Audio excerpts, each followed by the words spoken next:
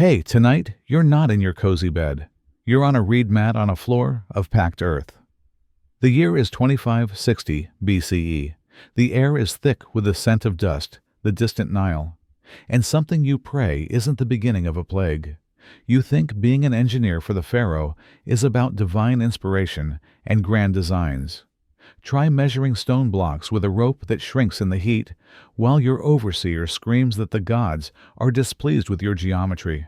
Your back aches from a career spent hauling limestone. Your hands are raw, and the papyrus scroll you're holding is worth more than your next 3 years of food.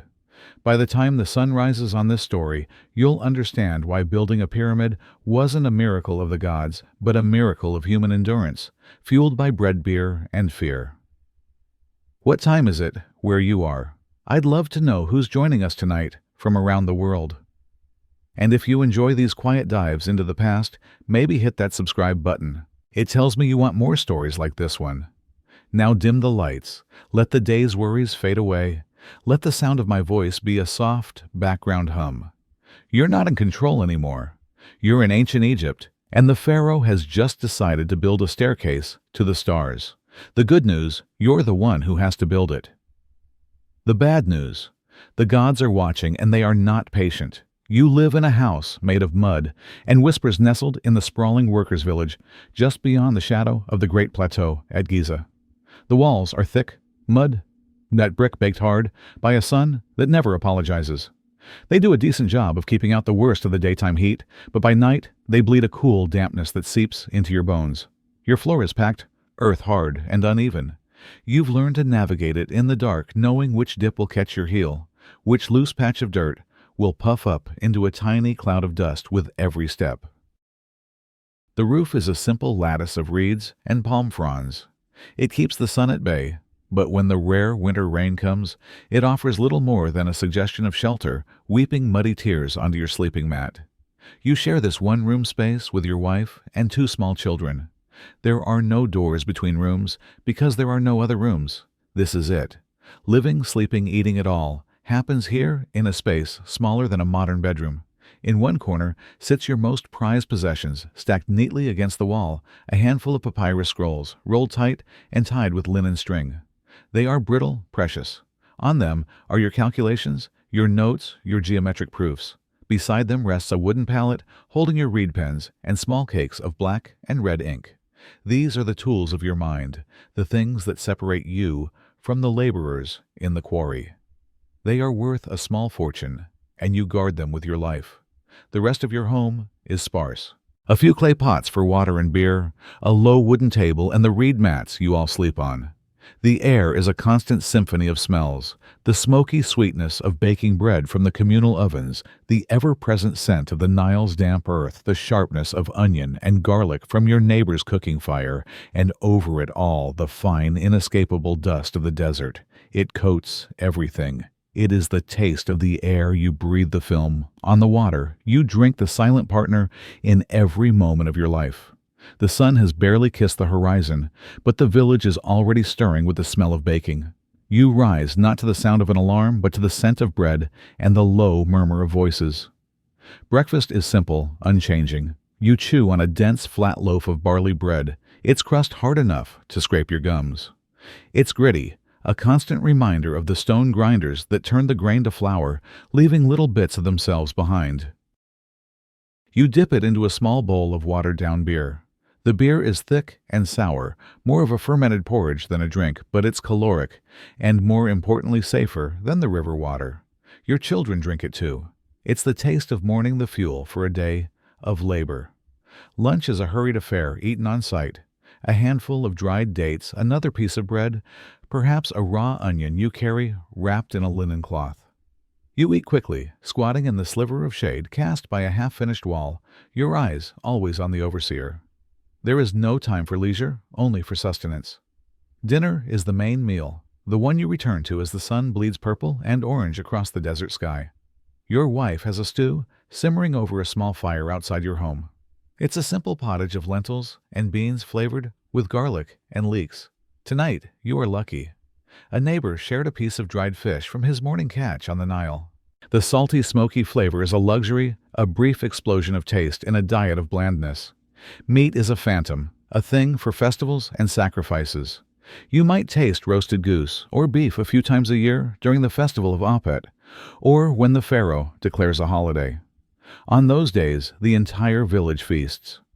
But most days, your protein comes from beans fish, and the occasional bird snared by your son. You eat with your hands, scooping the stew with pieces of bread. There are no forks, no elaborate table settings.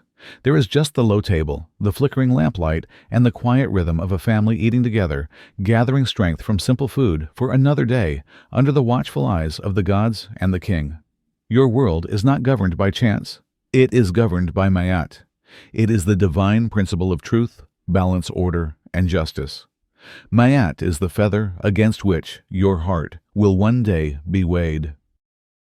It is in the predictable flooding of the Nile, the perfect arc of the sun, and the precise geometry of the temple you are designing. To live a good life is to live in accordance with Ma'at. To defy it is to invite chaos not just upon yourself, but upon all of Egypt. The Pharaoh, your king, is no mere mortal. He is the living embodiment of Horus, the divine link between the heavens and the earth. It is his sacred duty to uphold Ma'at. His temples are not just buildings. They are cosmic engines. His rituals don't just appease the gods. They keep the universe from unraveling. You do not question him. To question the Pharaoh is to question the sun, the stars, the very order of creation. His authority is absolute because his divinity is absolute. In the corner of your home, there is a small alcove, a household shrine. Here, small clay figures of Bes, the dwarf god, who protects the home and children, and Taweret, the hippopotamus, goddess of childbirth, stand watch. You leave them small offerings each day, a splash of beer, a piece of bread, a whispered prayer. These are your personal gods, the ones who guard your family from the smaller dangers of the world, scorpion stings, fevers, nightmares. But you know they are all part of the greater pantheon. You fear Sekhmet, the lion-headed goddess of destruction, and you revere Thoth, the ibis-headed god of wisdom and writing, your personal patron. You see omens everywhere. A hawk circling overhead is a message from Horus. A dream of a serpent could be a warning or a promise of transformation. You consult priests to interpret these signs, for the world is a tapestry of divine communication, and you are just one thread. You do your work with meticulous care, not just because you fear your overseer, but because you know the gods are watching. Your calculations must be perfect, your lines true, because the structure you are building is more than a tomb. It is a machine for eternity, a gateway to the stars, a place where the Pharaoh will become one with the gods. Your work is not just engineering. It is an act of worship. For weeks, the whispers have been rippling through the village like a slow Nile flood. Something is happening. The scribes in the administrative huts work late into the night, their reed pens scratching furiously across fresh papyrus. You see them huddled over maps, their faces illuminated by flickering oil lamps, their voices low and urgent.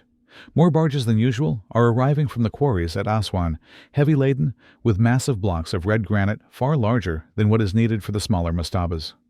The air itself feels different, charged with a nervous energy, a sense of anticipation that is both thrilling and terrifying. Your overseer, a man named Khafre's Ankh, whose face is usually as placid as a still pond, has been tense. He snaps at the laborers, his eyes constantly scanning the horizon as if expecting the Pharaoh himself to appear from the dust. He has summoned you and the other senior engineers to a series of meetings, poring over old scrolls discussing new techniques for moving stone, for calculating angles, with a precision that borders on madness.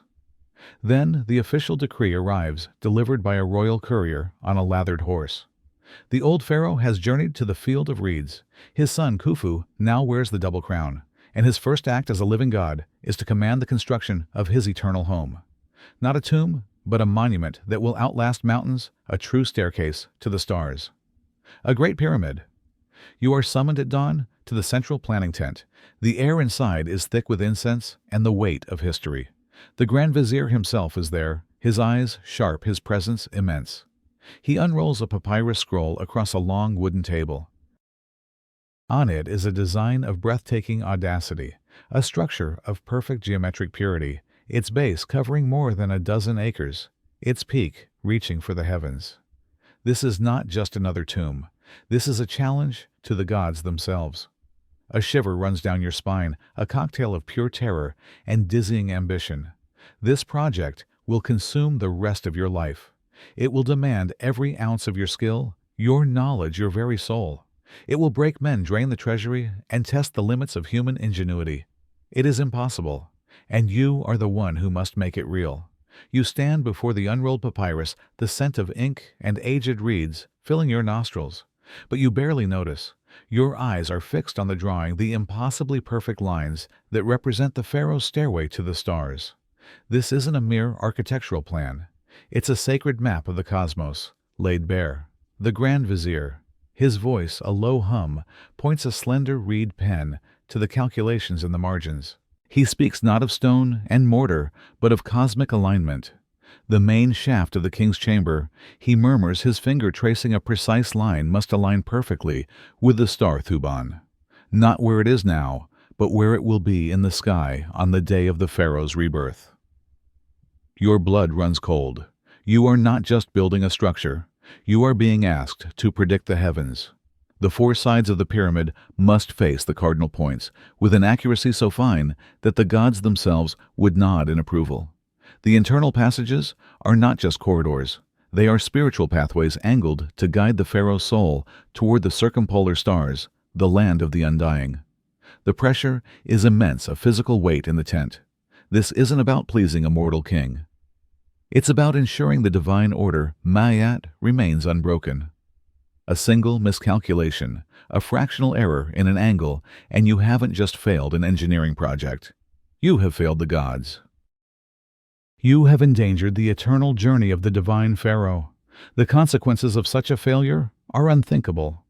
It wouldn't just be your life on the line, but your very soul, your name erased from memory, your spirit left to wander the dark desert for eternity.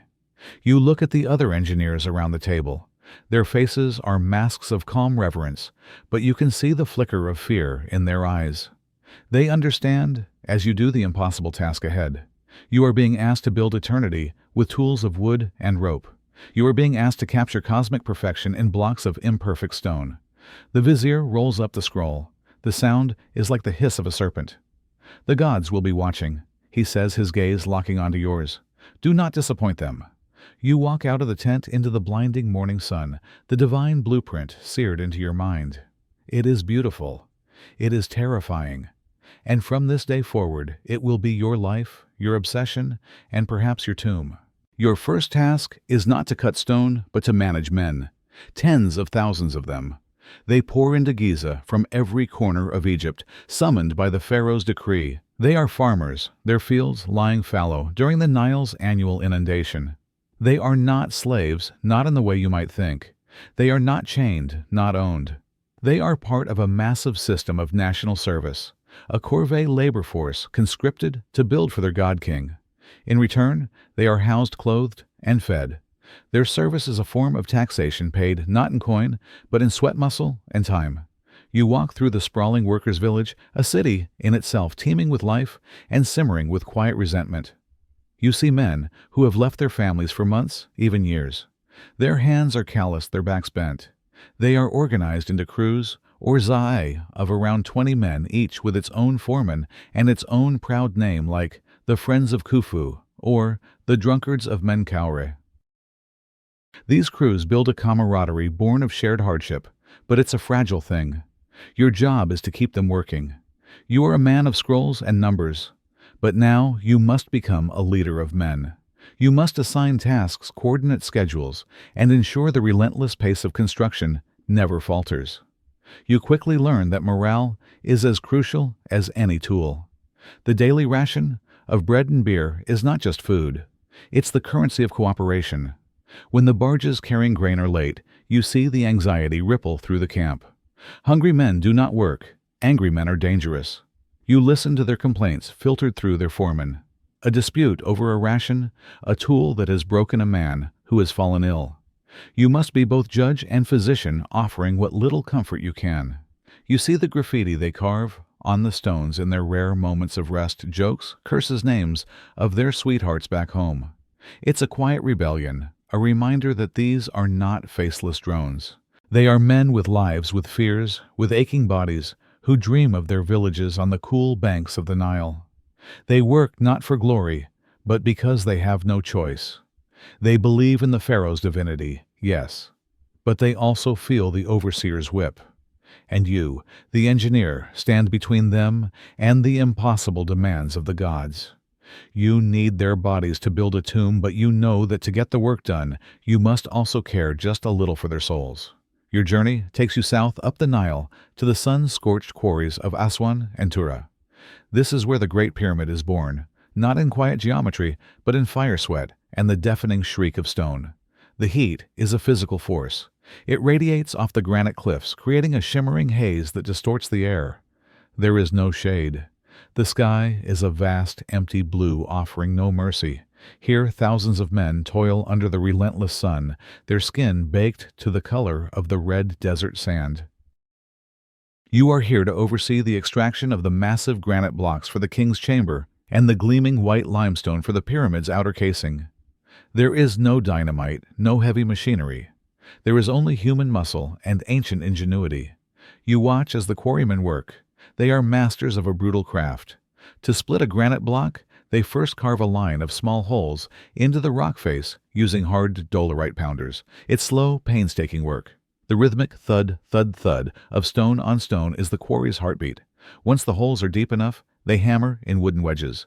Then they pour water over the wedges. The wood slowly swells, expanding with an unstoppable silent force. Hours pass. The tension builds in the rock, a deep groan that you can feel in your teeth. And then, with a deafening crack that echoes across the quarry, the massive block splits from the cliff face.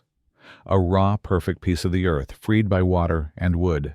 The air is thick with silica dust. It coats your throat, your lungs, your skin. You see men coughing their bodies, stoop their faces, aged beyond their years. This dust is a slow poison, a price paid for every block. You oversee the dressing of the stones, where masons use copper chisels and saws to shape the blocks with incredible precision. The copper tools wear down quickly against the hard granite, and a team of smiths is constantly on hand, sharpening and reforging the blunted instruments in makeshift furnaces that glow like the eyes of demons in the midday heat. You are an engineer, a man of plans and angles, but here in the heart of the quarry, you are humbled. You see that the pyramid is not just built on mathematics. It is built on the broken backs and calloused hands of these men who tear mountains apart with nothing but their will. Once, a block of stone weighing as much as several elephants is wrestled from the quarry. Its journey has only just begun. Now it must travel hundreds of miles down the Nile to Giza. The river is Egypt's highway, but it is a treacherous one. Getting a 50-ton block of granite onto a wooden barge is a masterpiece of controlled desperation. You oversee the process, your heart in your throat with every lurch and groan of the ropes. First, the block is maneuvered onto a massive wooden sled. Then hundreds of men, their bodies gleaming with sweat, pull on thick papyrus ropes, dragging the sled down a carefully prepared causeway to the river's edge. The friction is immense. Men walk ahead, pouring water onto the sand to ease the sled's passage, their movements a synchronized dance of pure effort. The barge itself is a marvel of engineering, a wide, shallow-drafted vessel made of cedar planks tied together with rope. It looks impossibly fragile next to the colossal stone it's meant to carry. The loading is the most dangerous part. Using massive levers and a carefully constructed ramp, the men inch the stone block onto the barge. The wooden planks of the vessel creak and groan under the strain.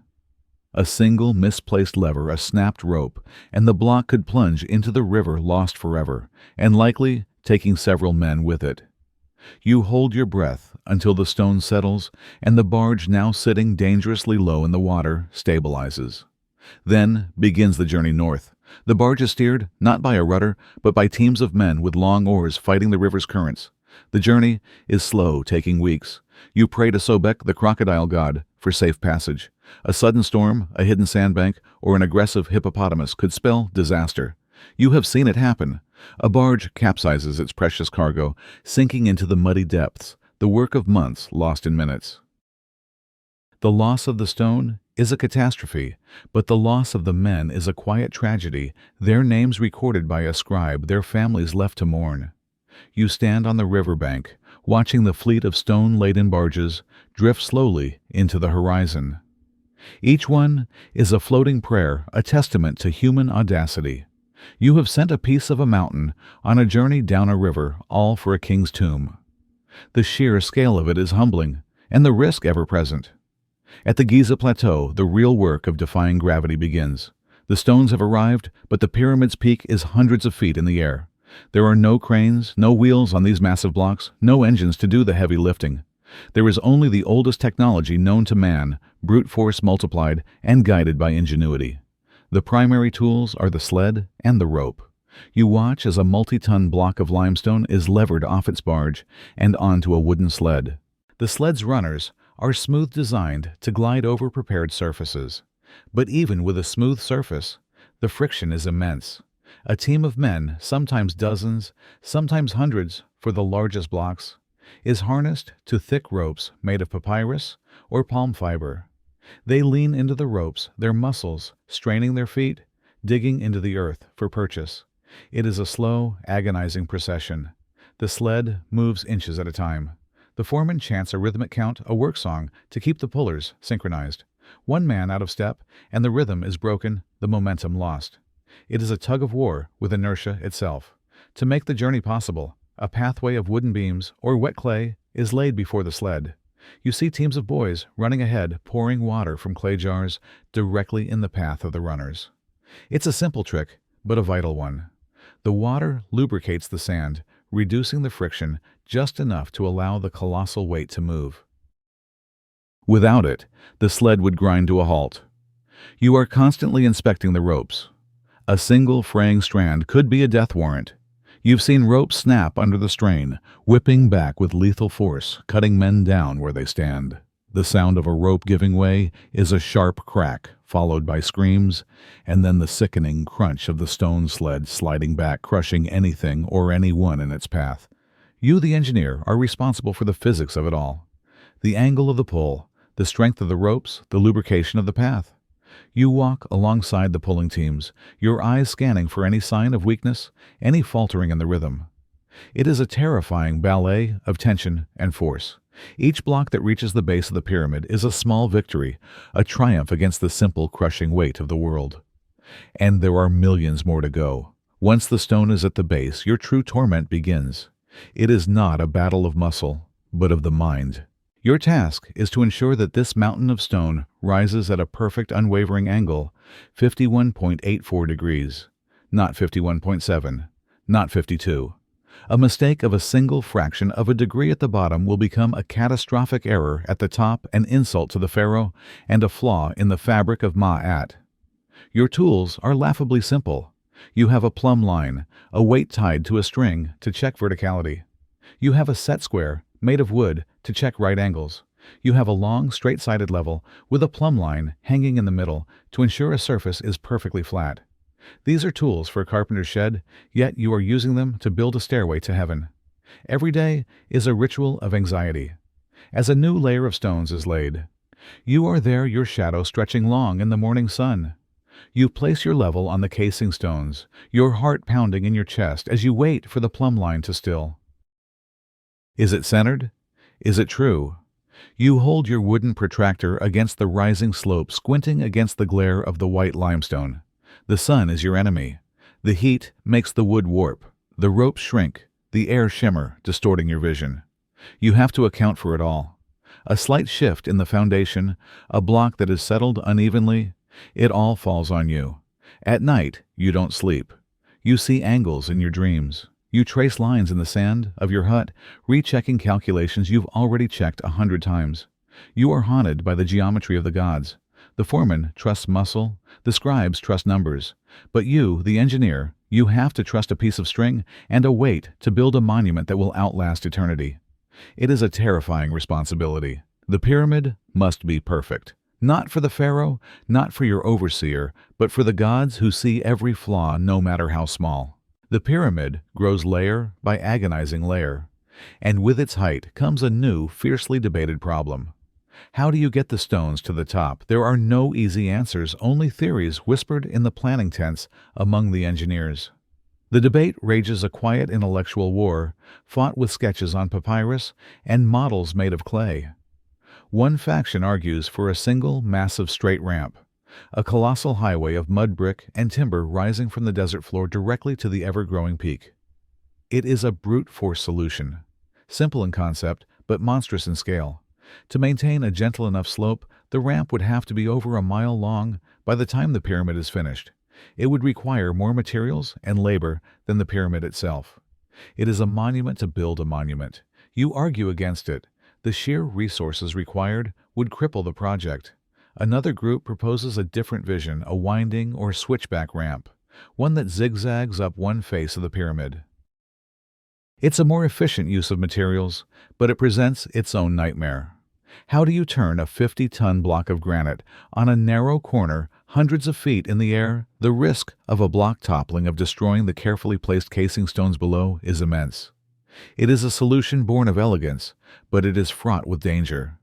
Then there is your theory, the one you argue for in hushed, urgent tones. An internal ramp, a spiral corridor built within the pyramid itself, ascending just behind the outer casing stones. It is hidden, ingenious, and incredibly complex to execute. It would conserve materials and provide a stable pathway, but it requires a level of planning and coordination that is almost unthinkable. You would be building two structures at once, the outer pyramid and its secret inner highway. The overseers are skeptical. The foremen fear the complexity. You're in the minority. You make models. You draw diagrams. You argue about physics, about labor, about time. The decision is not yours alone, but your voice matters. Whatever is chosen, you will have to build it. And if it fails, if a ramp collapses or a stone falls, it is not the theory that will be blamed. It will be you.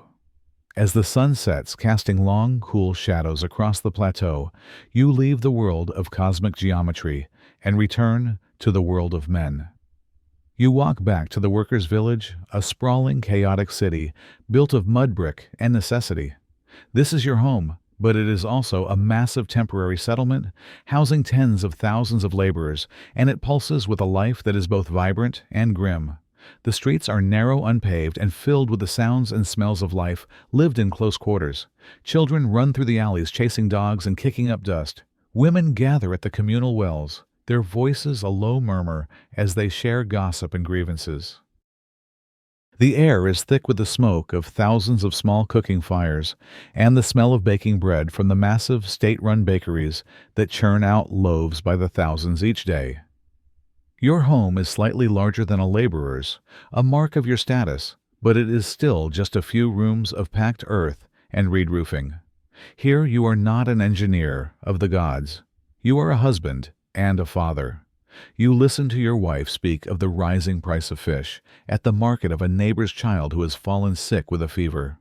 You help your son with his crude wooden toys, trying to forget the colossal weight of the stones you moved that day. But the village is a place of constant tension. Men are exhausted, far from their homes, and living on basic rations. Fights break out over a mouthful of beer, a stolen piece of cloth, an insult whispered in the dark. As an official, you are sometimes called upon to settle these disputes. You must be a judge, a peacemaker, a figure of authority in a city built on the edge of exhaustion. Disease is a constant threat.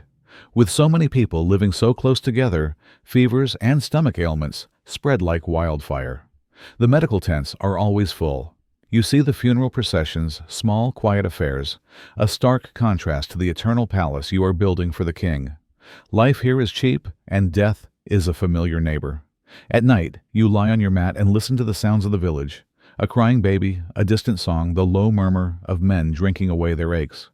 It is the sound of the human engine that powers the pyramid, and you know that without this chaotic, fragile, beautiful village, not a single stone would rise. Your authority as an engineer is built on plans and measurements, but the entire project runs on something else, Inc. You work hand in hand with the scribes, the silent, meticulous bureaucrats of the pyramid project. They are the memory of the operation, and their scrolls hold the fate of thousands. Every morning you meet with the lead scribe in a tent filled with the scent of fresh papyrus. His name is Ptah Emheb, and he is a man who trusts numbers more than gods. He does not see a pyramid. He sees a colossal ledger. Your job is to provide him with the data. How many blocks were moved yesterday? How many were rejected for flaws?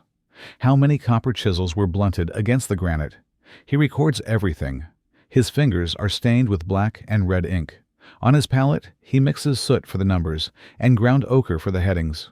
His reed pen flies across the papyrus, his hieratic script a fluid, efficient shorthand. He tracks the rations, how many loaves of bread and jars of beer were distributed to each crew. If a crew falls behind schedule, he is the first to know. His numbers will determine if their rations are cut a punishment more effective than any whip. You learn to fear his silence. A raised eyebrow from Ptah Emheb means you have made a mistake in your report. A slight discrepancy in the number of stone blocks you reported versus the number his own counters have tallied can lead to an official inquiry. In a project of this scale, even small losses are treated as theft from the Pharaoh himself. The pressure to be accurate is suffocating. Sometimes you must deliver bad news. A section of the ramp has settled, requiring more bricks for reinforcement. The copper supply from the Sinai mines is delayed. Each problem you report is recorded your name next to it. You are creating a permanent record of your own potential failures. At the end of each day, you watch the scribes store their scrolls in sealed clay jars, labeled and archived. These are not just records, they are weapons. A scribe's testimony, backed by his immaculate numbers, can elevate an engineer to glory or condemn him to the quarries. You are a builder of stone, but you are utterly dependent on these quiet men of ink. Not far from the roaring sounds of construction stands a place of relative quiet, punctuated by low groans and the sharp scent of antiseptic herbs. This is the medical tent, a place you hope to never visit, but are inevitably drawn to. As an engineer, you are responsible not just for the stones, but for the men who move them, and those men are fragile. You step inside, and the heat is stifling. The physician, a priest of Sekhmet, the lion-headed goddess of healing and destruction, nods at you. His hands are stained with a mixture of honey, willow bark, and dried blood. He is overworked, his eyes weary. The tent is filled with the casualties of construction. In one corner, a man lies with his leg bound in a wooden splint, his bone shattered by a falling block. The physician has set the bone as best he can, but infection is a constant fear. In another corner, a young laborer is being treated for heat exhaustion. He is pale, his breathing shallow. They force him to drink a concoction of water and herbs, hoping to cool his body from the inside out. Some will recover. Many will not. You see men with gruesome wounds, fingers crushed by ropes, feet pierced by sharp stones, backs broken from a fall. The physician's tools are simple bronze knives for cutting copper probes, for exploring wounds, and linen bandages for wrapping. His primary medicine is a thick golden paste honey. He slathers it on open wounds. You've seen it work, miracles its natural properties, keeping infection at bay when all else fails. For pain, he offers a drink brewed from poppy seeds, a potent draught that brings a blessed, dreamless sleep. But for the worst injuries there is little he can do, but offer a prayer and ease the man's passage into the next life. You are here today to check on a skilled mason who fell from the scaffolding. He has a deep gash in his head. The physician has stitched it with a needle and linen thread, but a fever has taken hold. You look into the man's delirious eyes, and you see the true cost of the Pharaoh's monument. It is not measured in stone or grain, but in broken bodies and the quiet, steady toll of human suffering. You leave the tent, the scent of honey and death clinging to your robes, and return to your work, a little more hardened, a little more hollowed out. The workday ends, but your mind does not. You lie on your reed mat, the sounds of the village fading into a low hum, but sleep offers no escape. Instead, it brings a different kind of labor, the torment of measurement. In your dreams, you are back on the plateau. But the pyramid is wrong. The angles are skewed, the sides warped. It leans a monstrous crooked tower, threatening to collapse. You run towards it, shouting, holding your wooden level, but the stones shift and slide, ignoring your desperate calculations. You dream of the stars. You are trying to align the northern shaft with Thuban, the pole star, but the clouds are a thick, impenetrable blanket. The stars mock you moving out of place the moment you think you have them fixed.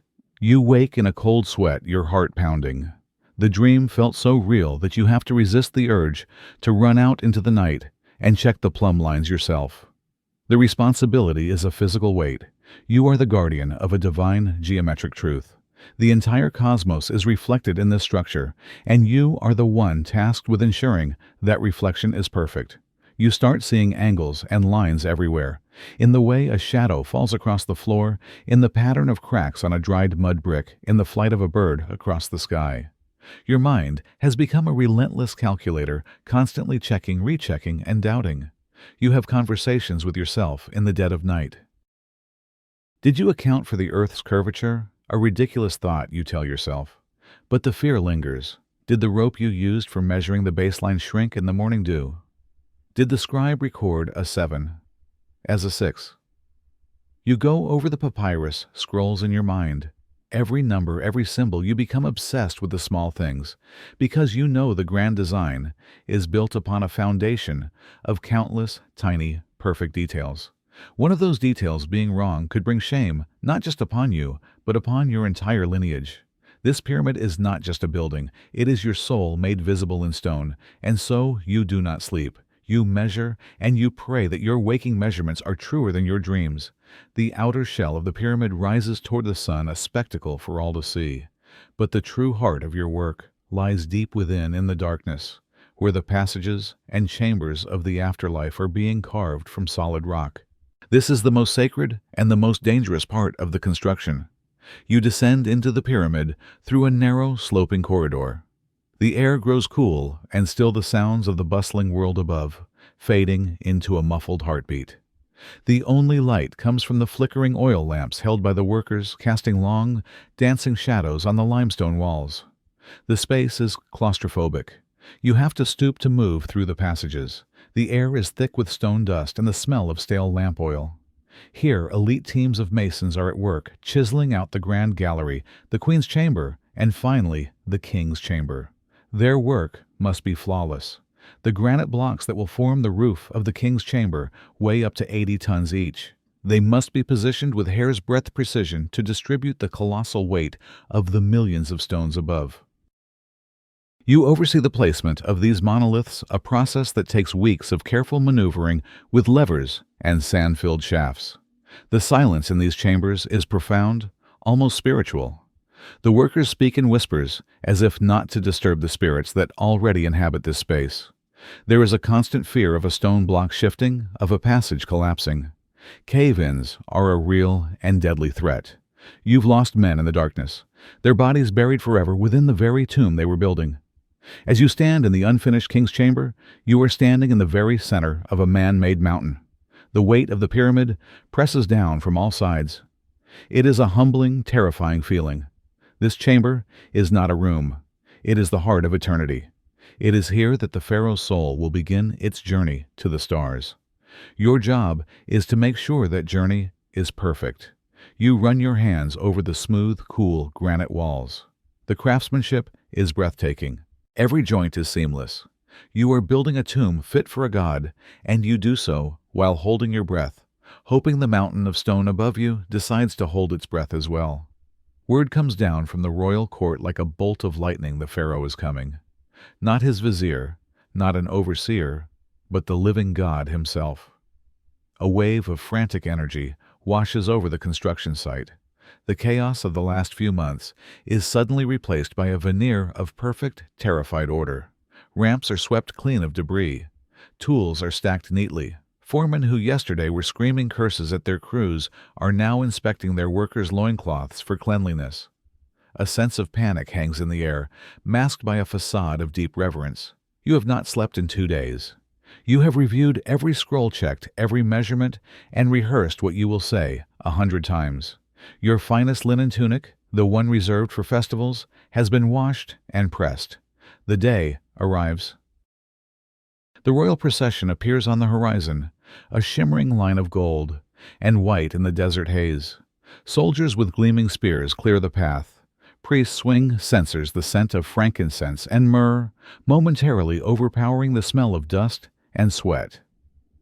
And then you see him, The Pharaoh Khufu carried on a gilded litter shaded by ostrich feather fans. He is more than a man. He is a symbol, a divine presence that makes the very air around him feel different.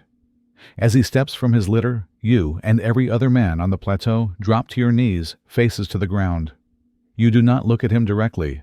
To meet the eyes of a god uninvited is to risk being blinded by his power. You wait, your heart hammering against your ribs. He walks through the sight, his sandals silent on the stone. He runs a hand over a newly placed casing block. He gazes up at the impossible height of his eternal home. The Grand Vizier walks beside him, pointing out features explaining the progress. Then you are summoned. You approach still on your knees and present your report. You speak of the number of blocks laid, the alignment of the passages, the progress on the inner chambers. Your voice is steady, but your hands tremble. The Pharaoh asks a question.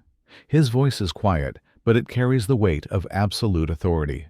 He asks about the angle of the main ventilation shaft. You answer your mind, racing through the calculations. He listens, nods once, a barely perceptible movement, and then he moves on. The inspection is over. He has not smiled, he has not frowned, he has simply observed. But that single nod is everything. It is approval. It is permission to continue. It is life. As the procession disappears back towards the palace, a collective sigh of relief rises from the thousands of workers. You get back to your feet, your knees weak, your tunic soaked with sweat. You have stood in the presence of a god and survived. The pyramid is built on a foundation of stone, but the workforce is built on a foundation of bread and beer. Every single day, the massive bakeries and breweries of the workers' village operate on an industrial scale, producing the thousands of loaves and hundreds of jars of beer needed to fuel the army of laborers. This is not just food. It is currency. It is a social contract. You understand this better than anyone. As an engineer, part of your responsibility is logistics. You work with the scribes to calculate the daily need for grain for yeast, for fuel for the ovens. A disruption in this supply chain is more dangerous than a faulty ramp. A crew that isn't fed is a crew that doesn't work. It's that simple. The bread is a coarse, hearty barley loaf, dense and filling. The beer is thick and nutritious, a low-alcohol slurry of fermented grain that provides both calories and hydration. Each worker is entitled to a set ration distributed by their foreman at the end of the day. But sometimes, things go wrong. A barge of grain from the Nile Delta is delayed by storms. The yeast for the beer fails to activate properly. The ovens run out of firewood. When the rations are late or smaller than expected, the mood in the village turns sour. The low murmur of contentment is replaced by grumbling, then by open anger. You once had to face down a crew of quarrymen who threatened to lay down their tools because their beer ration was watery. They were not being greedy. They were being practical. Watery beer meant fewer calories, less strength, and a harder day's work. You had to negotiate to promise an extra loaf the next day to assure them that the Pharaoh's bounty was merely delayed, not denied. These are delicate moments. The line between a compliant workforce and an open rebellion is thin, and it is often drawn at the bakery door. You learn that leadership isn't just about giving orders. It's about ensuring the bread is baked and the beer flows. The pyramid's ascent is directly tied to the rising of the dough. It is a lesson in the simple, earthy realities of power. Even a god king cannot build his stairway to heaven without first feeding the men who will lay the stones. Years have turned into decades. You have grown old on this plateau. Your hair is streaked with gray, your face etched with the lines of sun and stress. The pyramid, once a mere blueprint on papyrus, now stands as a man-made mountain, its peak so high it seems to scrape the heavens. And now, the final moment has come, the placement of the pyramidion. This is not just another block. It is the capstone, the soul of the structure. It is a smaller, perfectly shaped pyramid in itself, carved from a single piece of fine granite or limestone, and as legend whispers, it will be sheathed in electrum or pure gold to catch the first and last rays of the sun. For weeks, the entire site has been preparing for this single event. The finest ropes have been braided, the strongest sled prepared. The ramp to the summit has been reinforced and smoothed. The day of the ascent is a holy day. Priests chant hymns to Ra. Incense smoke curls into the blue sky. The pharaoh himself is in attendance, watching from a shaded pavilion. The pyramidion, gleaming and sacred, begins its slow journey upward. It is a terrifyingly slow process. Hundreds of men pull on the ropes. Their movements perfectly synchronize their muscles, straining with a tension that is almost religious. You stand at the base, your heart a drum in your chest, watching the golden point rise higher and higher. You have checked every calculation 1,000 times, the angle of the ramp, the strength of the ropes, the weight of the stone. But now, it is in the hands of the gods. A sudden gust of wind, a single snapped rope, and the culmination of a lifetime's work could shatter on the stones below. The crowd is silent, a sea of thousands holding their collective breath. The pyramidion nears the summit. The final few feet are the most perilous. With painstaking care, using massive wooden levers, the masons on the peak guide the capstone into place. There is a low, grinding sound as it settles into its final resting place. And then, silence. A moment passes. Then the sun catches the golden surface, and a brilliant flash of light erupts from the peak, a new star born of earth. A roar goes up from the crowd, a wave of sound that washes over the desert. Relief, joy, reverence. You feel tears stream down your face. You have done it. You have placed the final stone. The pharaoh's soul now has its ladder to the sky. The work is done. Your work is done. The pyramidion may be in place, a golden beacon flashing in the sun, but your work is far from over. In fact, one of your most crucial tasks has just begun. The pharaoh's eternal home is complete. Now you must make it impenetrable. You must protect it from the one thing that Egyptians fear as much as the wrath of the gods, the tomb robber. You are now an engineer of deception. Your blueprint is no longer about construction, but about concealment. The true entrance to the pyramid must be hidden, sealed, and erased from memory. You oversee the placement of the final casing stones, ensuring that the entrance block is indistinguishable from the thousands of others on the pyramid's face. Its location will be a secret known only to a handful of high-ranking priests and officials, a secret they will likely take to their own graves. But a single hidden door is not enough.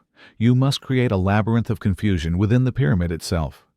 You design false passages that lead to dead ends. You build chambers that seem important, but contain nothing but sand. You construct walls that appear solid, but are designed to be broken through by the pharaoh's spirit, but not by a robber's chisel. The most ingenious defenses are the portcullis blocks. Massive granite slabs, weighing several tons, are suspended in hidden shafts above the main corridors. Once the pharaoh's sarcophagus is in place and the funeral rites are complete, these blocks will be released, sliding down to seal the passages permanently. The sound of their fall will be the final sound the tomb ever hears. There are rumors of other traps as well. Hidden pits, sand-filled shafts designed to suffocate intruders, and, of course, the curses. Scribes inscribe warnings on the walls in menacing hieroglyphs, promising a gruesome fate to any who disturb the king's rest. Death will come on swift wings to him who disturbs the peace of the king. You know these curses are mostly for psychological effect, but in the deep, silent darkness of the tomb, they feel chillingly real. You work with a small, trusted crew. These men, who now know the secrets of the pyramid's layout, are both essential and a liability. Once the tomb is sealed, what will become of them? Will their knowledge be allowed to live on? You try not to think about it. Your duty is to the pharaoh. You are building a puzzle of stone, a fortress of secrets designed to guard a single man's eternity against the greed of all the generations to come. You look down at your hands. They are scarred, calloused the hands of a man who builds with the earth's most stubborn materials. Your tools are not a marvel of technology. They are a testament to patience. In this age of gods and pyramids, there is no iron, no steel. Your world is one of copper and stone. Your primary cutting tool is the copper chisel. It is soft, pathetically so, against the hard limestone and granite. You watch the masons at work, their chisels blunting after only a few strikes. A team of young boys runs back and forth between the worksite and the forge, carrying baskets of dull chisels to be resmelted and resharpened. It is a constant, frustrating cycle. The forge glows day and night, not just for tools but for the saws as well, long copper blades used by two men slowly arduously to cut through limestone blocks. To aid the process, they use an abrasive quartz sand. The sand does the real cutting. The copper blade is merely the vehicle that drives it. For the hardest stone, like the granite of the king's chamber, even copper is useless. For this, you turn to stone itself. The workers use dolerite pounders, heavy handheld balls of an incredibly hard rock, to slowly chip and pulverize the granite, shaping it over weeks and months of relentless percussion. The sound is a dull, rhythmic crunch that never ceases. It is the sound of patience wearing down the impossible.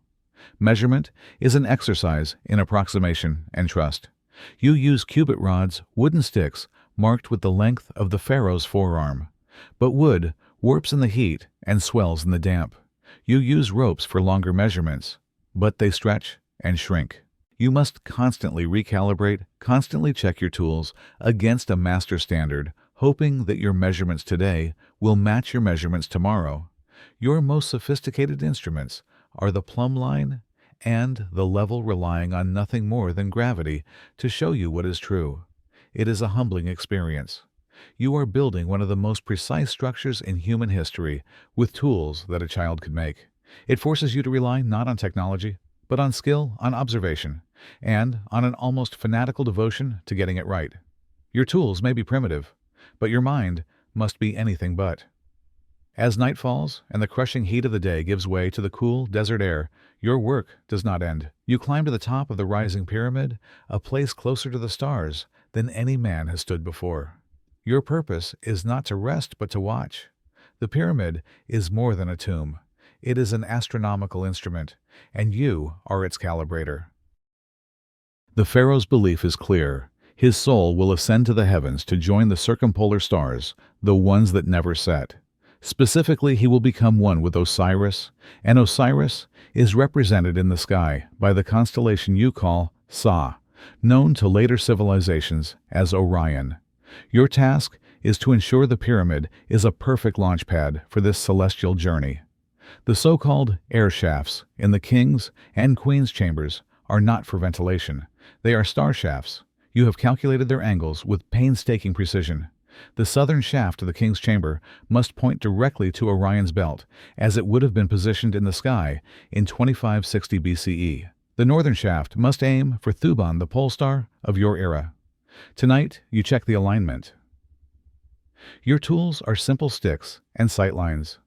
You use a wooden instrument called a merke, a simple plumb line with a handle to track the movement of the stars across the sky. You and a small team of priest astronomers sit in silence for hours, charting the celestial paths, making minute adjustments to your plans based on your observations. The silence of the desert at night is absolute, broken only by the whisper of the wind and the low murmur of your team taking readings. There is a profound sense of connection in these moments. You are a mere mortal, a man of dust and bone, yet you are mapping the eternal. You are weaving the movements of the heavens into the very fabric of the stone. It is a terrifying and exhilarating responsibility. One cloudy night, one miscalculation, and the Pharaoh spirit could miss its celestial destination. The thought makes you shiver, despite the warm night air. You look up at the belt of Orion, 3 bright jewels in a sea of black. You are building a stone arrow to point a king's soul toward them. It is the most audacious act of faith and engineering you can imagine. The Giza Plateau is a dry, rocky shelf, but your worksite is a place of mud water and managed chaos. You have learned that to move mountains of stone, you must first master the movement of water. The Nile is your greatest ally, but it is miles away. So you build your own river. You oversee the digging of a massive canal, an artificial waterway that branches off from the Nile and leads directly to a harbor at the base of the pyramid complex. This isn't a simple ditch. It's a major engineering project in itself, requiring thousands of men to excavate tons of earth and rock. Once completed, this canal allows the barges from the quarries to deliver their colossal cargo directly to your doorstep, saving miles of agonizing overland hauling. The harbor you've constructed is a bustling port with stone quays and mooring posts where the blocks are unloaded with a precision that belies their weight. But water's usefulness doesn't end there. You use it to level the very foundation of the pyramid. A grid of trenches is cut into the bedrock, filled with water, and then marked at the water's surface to create a perfectly level plain across more than 13 acres. It is a simple, brilliant solution to an enormous problem. And then there is the lever, your most powerful tool. You understand its physics intimately. With a long, sturdy wooden beam and a well-placed fulcrum, a small team of men can lift a stone block weighing several tons. You watch them, their bodies straining as they use levers to pry, pivot, and nudge the massive stones into their final positions. It is a slow, careful process, a game of inches. You also use counterweights. Massive sacks of sand or stone are used to help lift blocks up the ramps, a primitive pulley system born of necessity. Sometimes you combine these techniques using both water and levers. There are theories whispered among your fellow engineers of using water-filled locks to float stones up to higher levels, though the logistics are a nightmare. Every day is an experiment in physics. You are constantly solving puzzles of weight, friction, and force. You are a master of simple machines, using them to achieve a goal that is anything but simple. You stand back and look at the rising monument.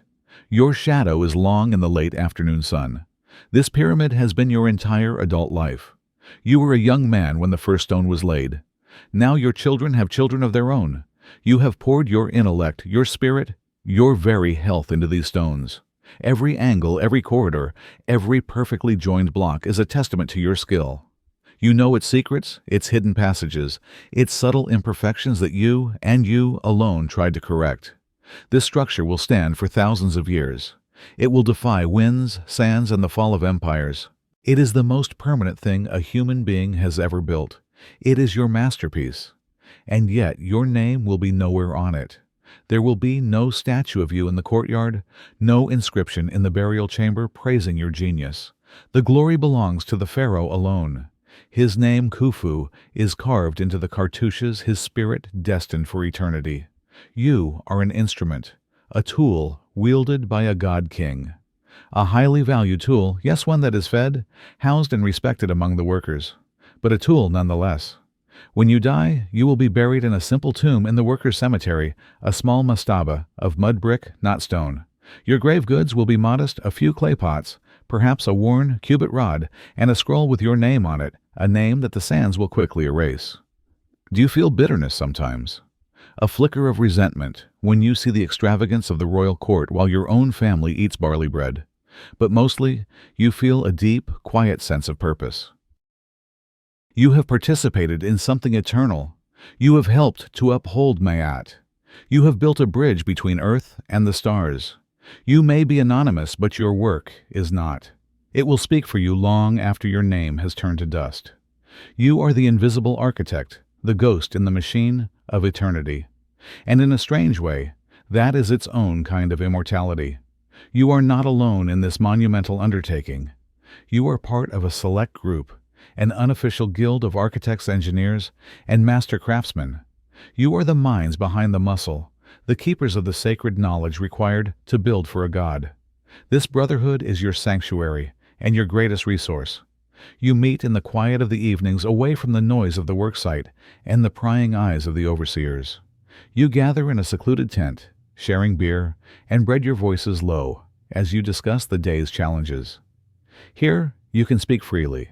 You can complain about the quality of the limestone from the Tura quarry, or debate the structural integrity of a new ramp design without fear of being overheard. There is a hierarchy, of course.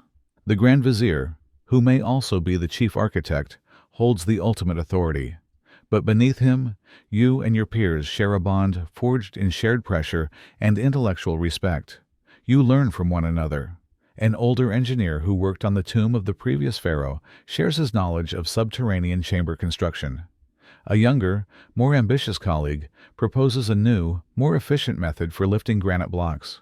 You share secrets, not in writing, for that is too dangerous, but in conversation and demonstration. You have developed your own shorthand, your own technical language for describing angles, stresses, and measurements. It is a language no laborer or scribe would understand. This shared knowledge is your power. It is what makes you indispensable to the pharaoh. There is rivalry too. You all vie for the favor of the overseers, for the most prestigious assignments for a place in the annals of this great project. A successful innovation can bring you status and reward. A failure can bring disgrace. But even with the competition, there is a deep-seated loyalty. If one of you makes a mistake, the others often work together to quietly correct it before the officials notice. You protect each other because you know that you are all tied to the same fate. Your successes and failures are intertwined. This small group of men, with their scrolls, their measuring ropes, and their weary eyes, holds the collective genius of a civilization. You are the quiet, uncelebrated brotherhood of builders. Your world is defined by sound. From the moment the sun rises to the moment it sets, the Giza Plateau is a symphony of noise. It is a constant, overwhelming roar, the sound of a mountain being born. There is the rhythmic thump, thump, thump of thousands of dolerite pounders, chipping away at stone in the quarries, a sound that travels for miles on the desert wind. There is the high-pitched screech of copper saws cutting through limestone, a sound like 1,000 angry insects.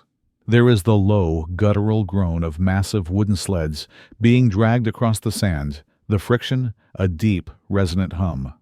Ropes creak and snap with a sound like thunder. Foremen shout orders, their voices raw and hoarse by the end of the day. Workers chant in unison as they pull their voices, a rising and falling wave of effort. And over it all, the sharp percussive clang of hammers on chisels, a metallic rhythm that never ceases. You learn to live within this wall of sound. You can distinguish the different noises, identify where a problem might be, just by a change in rhythm. A sudden silence in one section of the worksite is more alarming than the loudest noise. It means something has gone wrong. But then, there are moments of profound, shocking silence. When a massive granite block, after weeks of being hauled and levered into place, finally settles into its position inside the king's chamber, a hush falls over the crew. In that moment, there is no sound. Just the weight of the stone, the stillness of the dark chamber, and the shared, held breath of the men who put it there. It is a sacred silence, a pause in the relentless noise of creation. You stand there in the heart of the pyramid, and the silence is more powerful than any sound you have ever heard. It is the silence of eternity. It is the silence of a tomb waiting for its king. In that quiet, you feel the true purpose of your work. You are not just building a structure. You are building the silence that will last for millennia, a quiet space for a god to sleep and travel to the stars. The contrast is staggering, years of deafening noise to create a single, perfect, eternal silence. You quickly learn that not all labor is created equal. On this sprawling worksite, a complex and unspoken hierarchy governs every interaction. You as an engineer stand near the top of the practical pyramid, but even you must navigate a treacherous social landscape. You give orders not to the mass of workers, but to the foremen. These are tough, experienced men, often risen from the ranks of the laborers themselves. They command a fierce loyalty from their crews, the za. To earn their respect, you cannot simply command. You must persuade. You must prove that your plans are sound, that your calculations will not get their men killed. Below the foremen are the skilled craftsmen, the masons who can dress a stone to a perfect, smooth face, the carpenters who build the sleds and levers, the smiths who forge and reforge the copper tools. These men have a proud, insular culture. They possess knowledge passed down through generations. You treat them with a respect bordering on reverence, for, without their skill, your grand designs are just drawings on papyrus. Then come the general laborers, the thousands of conscripted farmers who provide the raw muscle. Within this group, there are further divisions. The stone haulers, with their powerful, rope-scarred shoulders, look down on the water carriers, who they see as doing lighter work. The quarrymen, who face the daily danger of splitting granite, consider themselves the toughest of all. Fights and rivalries between different crews are common, and you often have to act as a diplomat to keep the peace. You learn to speak different languages to each group. With the foremen, you talk of angles and schedules. With the craftsmen, you discuss the quality of wood and the temper of copper. With the laborers, you speak of rations and rest days. You understand that this entire project is a fragile ecosystem of pride, skill, and resentment. Your job is to keep it all in balance, to ensure that the stone hauler and the master mason, though worlds apart in status, work towards the same goal. It is a constant, exhausting performance of social dexterity. You are a man of logic, of numbers and lines, but you are also a man of faith. And in Egypt, faith is not an abstract concept. It is in the very stone you touch. You believe, as all do, that the raw materials of the earth are imbued with divine spirit.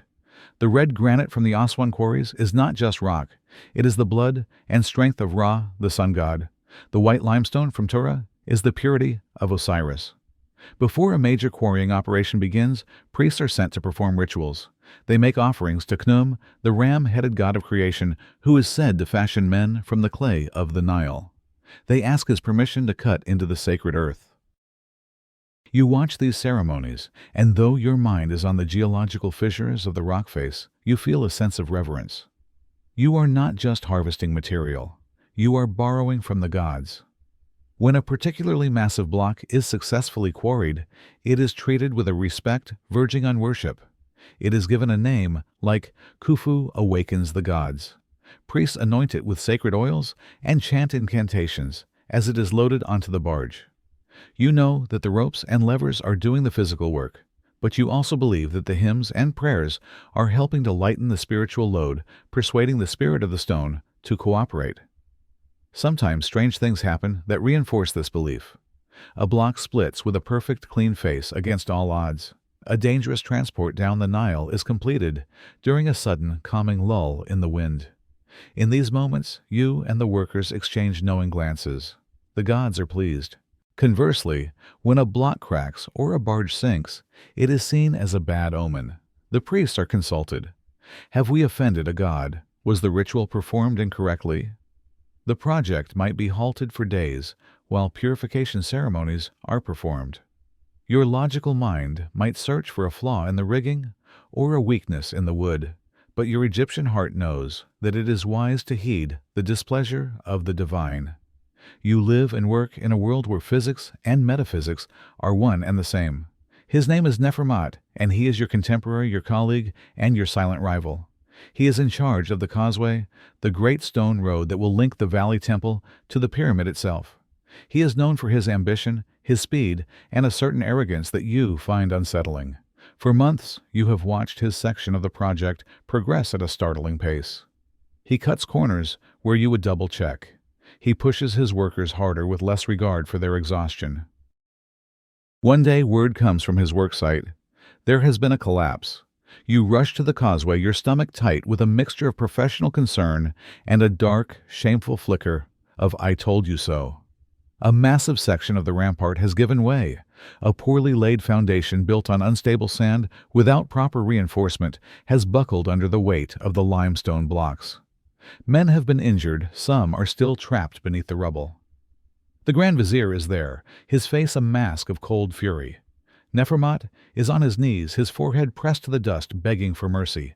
There will be no mercy. His failure is not just an engineering mistake, it is a delay in the Pharaoh's journey to eternity.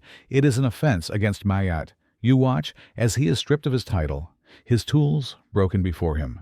His fate will be the quarry's to spend the rest of his short life, not as a designer, but as a common laborer, a living testament to the price of hubris. The incident sends a chill through the entire guild of engineers. It is a brutal reminder of the razor's edge on which you all work. You are given the task of repairing the causeway. You do it slowly, methodically, double-checking every stone, every foundation. You learn from Nefermat's mistake. You build with humility, with a deep and abiding fear of the simple physics of sand and stone. Your rivalry is over. Now, there is only the quiet, terrifying knowledge that you are one miscalculation away from his fate. While the scribes keep the official records on papyrus, another language flourishes on the work site, a silent secret script known only to the builders. It is a language of symbols etched into the stones themselves. You see them everywhere, small marks painted in red ochre or carved discreetly onto the sides of blocks. These are not hieroglyphs. They are the practical notes of a massive, complex operation. Each quarry crew has its own symbol, a simple sign to identify which blocks came from their team. This creates a sense of pride and accountability. If a block is perfectly cut, its crew is praised. If it is flawed, its crew is known. There are orientation marks, lines, and arrows that tell the transport crews which way a block should be loaded onto the sled and which face should point north when it reaches the pyramid. This ensures that when the block arrives after a journey of hundreds of miles, the masons on the plateau know exactly how it is meant to fit into the grand design. As the stones are laid, the master masons add their own leveling lines and positioning guides, fine red lines painted across the surfaces to ensure each course is perfectly flat and aligned. These are the secret blueprints of the pyramid, visible only for a moment before the next layer of stone covers them forever. You and your fellow engineers use your own set of symbols. A particular geometric shape might denote a block destined for an internal chamber assigned to handle with extra care. A simple cross might mark a stone that has been inspected and approved by you personally. This silent language allows for a complex flow of information without the need for cumbersome scrolls. It is a system built on trust and shared knowledge. A worker in the Aswan quarry can communicate with a mason at Giza through a single painted line, a conversation across miles and months. These symbols are the ephemeral ghost in the machine of construction, a hidden layer of meaning that will be sealed within the pyramid's core, their purpose forgotten by all but the stones themselves. The air you breathe is not air. It is a fine, abrasive powder of limestone, granite, and sand. It is the ghost of the mountain you are dismantling, and it is slowly killing you. You see it most clearly in the quarries and among the stone dressers. The air is a constant white haze. Men tie linen cloths over their faces, but it is a futile gesture. The dust is too fine. It gets in their eyes, their mouths, their lungs. You hear the cough everywhere. It starts as a dry hack in the young apprentices. Over the years, it deepens into a wet, rattling cough that shakes a man's entire body. They call it the stonecutter's cough. You see the older masons, men in their 30s, who look like they are in their 50s, spitting a thin, pinkish phlegm into the sand. Their breathing is shallow, their chests tight. You know, though the physicians do not have a name for it, that the stone itself is consuming them from the inside. The sharp silica particles are scarring their lungs and turning the soft, pink tissue into something hard and useless. There is no cure. There is no treatment. The men work until they can no longer draw a full breath, and then they are sent back to their villages to die their place in the crew, quickly taken by a younger, healthier man with strong lungs that have not yet been turned to stone. You, as an engineer, are not immune. Though you do not spend every day at the rock face, you spend enough time on site that the dust has become a part of you. You wake in the morning with a dry, raw throat. You find a fine layer of white powder on your sleeping mat. You feel the grit in your teeth. You worry about it quietly. You see the fate of the masons, and you wonder how many years you have before your own breath begins to shorten. But there is no other option. This is the price of building for a god. The pyramid rises a monument of stone reaching for the heavens. And with every layer, the men who build it give a little piece of their own lungs to the effort, a silent, unseen sacrifice. The Egyptian sun is a merciless god. It beats down on the Giza plateau, sucking the moisture from your body, leaving your throat as dry and cracked as the desert floor. You are constantly thirsty. All the men are. But a simple drink of water is a gamble. The Great Canal brings the waters of the Nile to the worksite, but this water is a murky, living soup. It is used for transport, for mixing mortar, and for drinking. The same water that boys splash in to cool off, that oxen drink from, that carries the waste of the village, is the water that fills your clay cup. You know the risks. You have seen men double over with crippling stomach cramps, their bodies racked with dysentery. The physicians call it the belly sickness, and can offer little more than herbal teas and prayers. For many, it is a death sentence, a slow, dehydrating descent into fever and delirium. The safest drink is beer. The fermentation process kills some of the dangerous microbes. But the daily beer ration is finite, and it is not enough to quench the thirst of a man laboring under the desert sun. So you drink the water. You look for the cleanest spots, where the current is moving away from the latrines and the animal pens. You let the sediment settle in your jar before you drink. You whisper a quick prayer to Hapi, the god of the Nile, hoping he will purify the water for you. But it is always a game of chance. Sometimes you are lucky. Other times, you spend the night vomiting outside your hut, your body weak and trembling. You see the water carriers, often young boys, hauling heavy jars from the canal to the work crews. Their job is one of the most vital on the site, and also one of the most dangerous. They are exposed to the contaminated water constantly. Their life expectancy is short. Every sip of water is an act of faith. Faith in the gods. Faith in your own body's strength, and faith that this particular cup won't be the one that sends you to the hall of judgment before your time. You are a man of authority. You command foremen, direct craftsmen, and your calculations shape the very structure of the pyramid. But you are not at the top. Above you stands the overseer, the emir, a man appointed by the vizier, or the pharaoh himself. He is the ultimate authority on the plateau, and you live and work in his shadow. His name is Hemiunu, and he is a man of immense presence and terrifying silence. He is a cousin of the pharaoh, a prince of the royal blood. He walks the worksite with a quiet, confident stride, his face an unreadable mask. He does not shout or curse like the foreman. He does not need to. A single cold glance from him can make a master mason tremble. His power is absolute. You report to him daily. You present your progress, your challenges, your requests for more resources. You choose your words with extreme care. You do not bring him problems. You bring him solutions. You never make excuses. He listens in silence, his eyes fixed on you, seeming to weigh not just your words, but your very soul. When he speaks, his voice is low and final. His decisions are not open to debate. If he is pleased, he might give a curt nod, the highest form of praise you can expect. If he is displeased, the consequences are swift. You have seen him demote an engineer for a single miscalculation, sending him to work as a common laborer in the quarries. You have heard rumors of men who questioned his authority, who simply disappeared one night, their names struck from the scribe's records.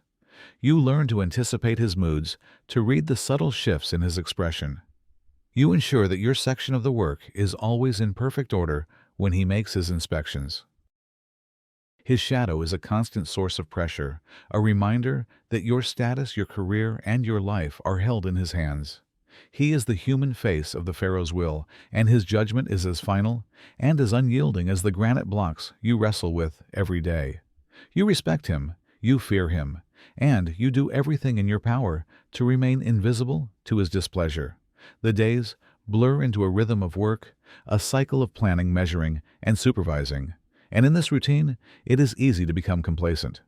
But the pyramid is an unforgiving master. It punishes the smallest of errors with catastrophic consequences. You learn this lesson one scorching afternoon. A team is maneuvering a massive limestone block into place on the upper courses. It is a delicate operation requiring perfect coordination. But one of the levermen, exhausted from the heat, misjudges his timing. His lever slips. For a heart-stopping moment, the 2-ton block teeters on the edge. Then it falls. It does not fall far, only to the course below. But the impact is devastating. It shatters the corner of the block. It lands on a perfectly dressed casing stone that took a team of masons weeks to prepare. The sound of the impact, a sickening crunch, echoes across the worksite.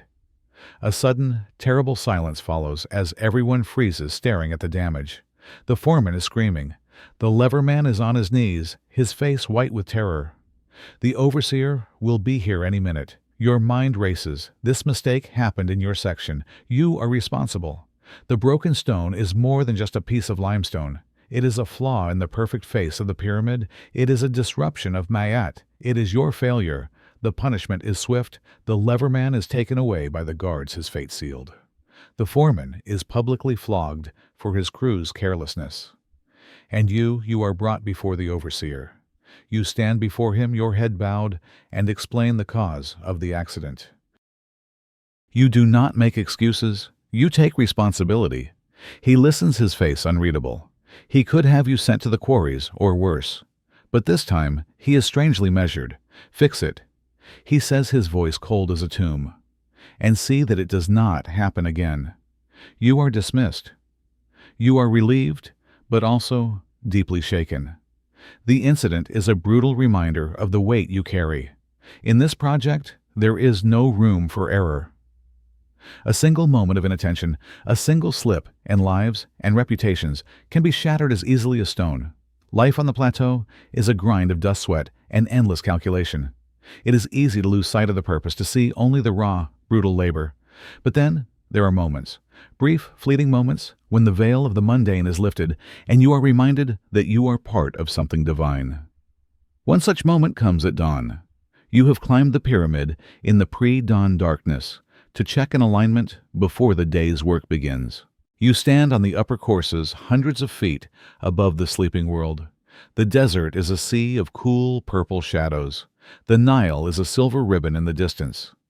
The workers' village is silent. And then the sun begins to rise. The first ray of light, the sacred fire of Ra, strikes the eastern face of the pyramid.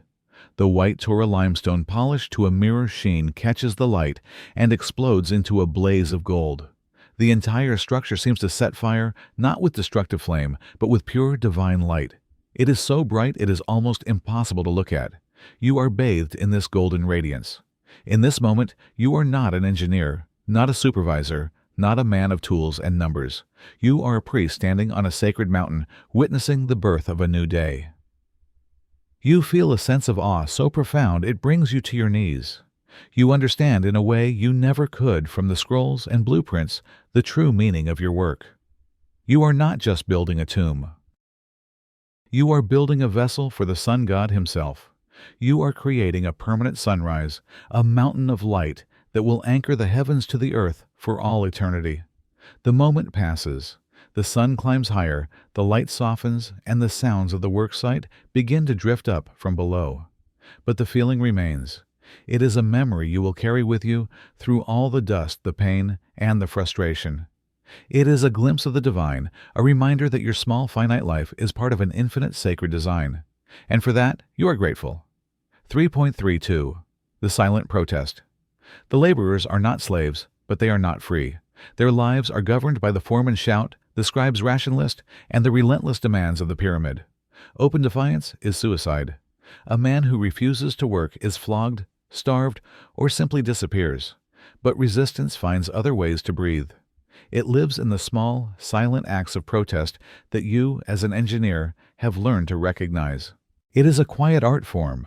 You see it in the way a crew slows its pace just slightly when the overseer is not watching. Their movements become less urgent, their chanting softer. It is not laziness. It is a reclaiming of time, a brief unspoken agreement to ease their collective burden. It is a protest measured in heartbeats. You see it in the tools. A copper chisel that is accidentally dropped and blunted. A rope that is found to be frayed and needs replacing, causing a delay. These are not acts of sabotage, not exactly. They are small assertions of agency in a system that offers none. It is a way of saying, our work has limits. Our bodies have limits. You see it in the rations. Sometimes a portion of grain or a jar of beer will go missing from the storehouses. It is never a large amount, just enough to be noticed, but not enough to trigger a full-scale investigation. The scribes will record it as spoilage or a clerical error, but you know. It has been redistributed among the men, a secret tax levied by the workers on the state. It is a protest against hunger. The most powerful form of protest is the downing of tools.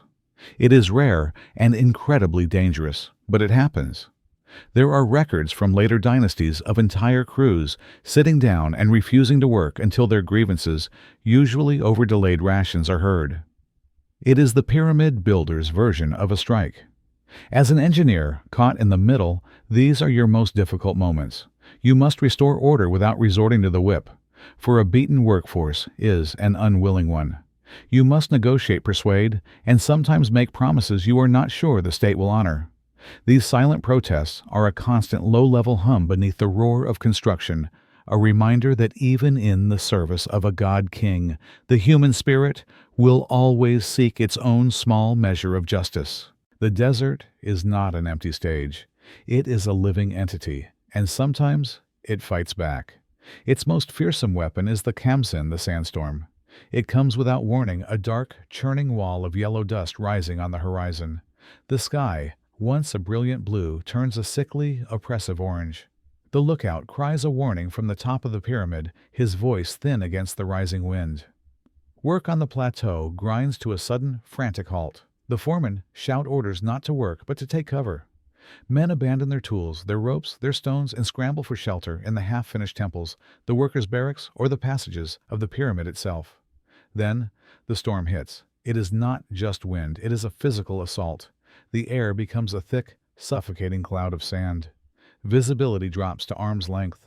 The sun is blotted out completely, plunging the world into a terrifying twilight. The wind howls a demonic shriek that seems to come from the throat of Set, the god of chaos and deserts. You huddle with a group of workers inside a lower chamber of the pyramid, a linen cloth wrapped around your face. It does little to stop the sand. It finds its way through every crack, every opening. It coats your skin, your hair, your throat. You breathe it in. It feels like you are drowning in dust. The storm can last for hours, sometimes for a full day. There is nothing to do but wait, to listen to the roar of the wind, and to pray. The men are quiet, their faces grim. They know the power of the desert. A bad sandstorm can bury equipment, tear down scaffolding, and erase weeks of work in a matter of hours. When the wind finally dies down and the sky begins to clear, you emerge into a changed world. The landscape is new. The dunes shifted. A thick layer of yellow sand covers everything, a soft, silent blanket over your work site. The cleanup will take days, but you have survived. You look at the pyramid still standing, unshaken by the breath of Set, and you feel a renewed sense of purpose. You are not just fighting gravity. You are fighting the chaos of the desert itself. In this land of relentless sun, shadows are more than just relief from the heat. They are tools. You are an engineer, and you have learned to read the shadows like a scribe reads papyrus. They are your clock, your compass, and your ruler. You have no mechanical clocks. Time is measured by the sun's journey across the sky. At the worksite, massive obelisks or simple wooden posts are erected to act as sundials. Their shadows creep across marked stones on the ground, indicating the hours of the day. You know when it is midday, when the shadow is shortest. You know when the workday is nearing its end, when the shadow stretches long towards the east. The entire rhythm of construction is tied to this silent moving line. But shadows are more than timekeepers. They are essential for orientation. To align the pyramid perfectly with the cardinal points, you cannot rely on a compass, for it has not been invented. Instead, you use a method called circling the stars at night, and you confirm it during the day with shadows. You erect a perfectly vertical pole, a gnomon, and you mark the path of its shadow's tip from sunrise to sunset. The line connecting the shortest point of the shadow to the base of the pole gives you a true north-south line. It is a simple, elegant method that uses the sun's own geometry to map the earth. You also use shadows for leveling. To create a perfectly horizontal foundation, you can use water-filled trenches, but for shorter distances, a simple A-frame level with a plumb line is faster. By ensuring the plumb line hangs at the same mark as you move the level, you know the surface is true. It is a tool of shadows and gravity. You become a master of this subtle science. You can tell the time of day with a glance at a building's shadow. You can estimate an angle by the way the light falls. In a world of brilliant, overwhelming light, you find your precision in the darkness that it casts. The shadows are your silent partners in building a monument to the sun. In the workers' village, life is lived on top of itself. Thousands of bodies, human and animal, crowded together in the heat, and with life comes its inevitable partner, death. The smell is a constant, subtle presence that you learn to live with, a backdrop to the scent of bread and sand. It is the smell of disease. The cramped quarters are a breeding ground for sickness. The water is unclean. Flies are everywhere. Dysentery, typhoid, and fevers move through the village in waves. The medical tents are always full, and the sound of mourning is a familiar one. You see the bodies carried out wrapped in simple linen, their journey to the afterlife beginning with a quiet, somber procession to the workers' cemetery. It is the smell of the animals. Goats, donkeys, and oxen are kept within the village. Their waste mingles with the dust of the streets. The butchers slaughter animals in open-air pits, the scent of blood and viscera hanging heavy in the hot air, attracting swarms of flies. And it is the smell of death itself. The process of mummification for the nobles and the pharaoh is happening not far from your worksite in the temples of the valley. The scent of natron, the natural salt used to dry the body, and the sweet, cloying smell of resins and perfumes used in the wrapping sometimes drift over the plateau on the wind. It is a sacred smell, but it is still the smell of a preserved corpse. You are building an eternal home for the dead, and you are surrounded by the constant messy reality of mortality. The workers accept it with a grim stoicism. Death is a part of the divine plan, a transition, not an end. But still the stench is a reminder of the fragility of the body, a stark contrast to the eternal, unyielding stone of the pyramid. You learn to breathe through it, to ignore it. But you can never truly escape it. It is the scent of a civilization obsessed with defying death while living every day in its immediate pungent presence. The sun is at its peak, a white-hot furnace in the sky. The limestone blocks shimmer with heat, and the air is so dry it feels like it could crack. The foreman has called a short break, a brief respite from the relentless labor. The men collapse where they stand, seeking any sliver of shade they can find. You see them, their bodies, limp with exhaustion, huddled against the cool side of a half-finished wall, or curled up beneath the shadow of a colossal stone block. They do not talk. They do not move. They simply rest, their eyes closed, their breathing slow and shallow. They are masters of stealing these small moments of peace. They can fall asleep in seconds, their bodies shutting down to conserve every ounce of energy. You, too, feel the crushing weight of fatigue.